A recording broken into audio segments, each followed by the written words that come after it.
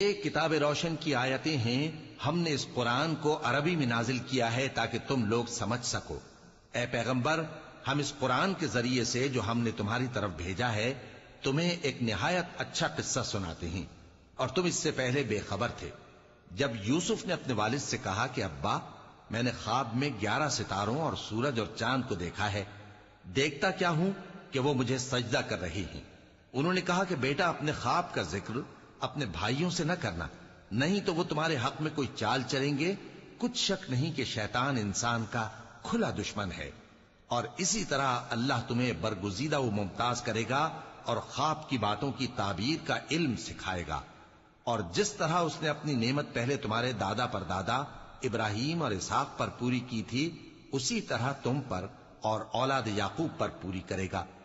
بے شک تمہارا پروردگار سب کچھ جاننے والا ہے، حکمت والا ہے۔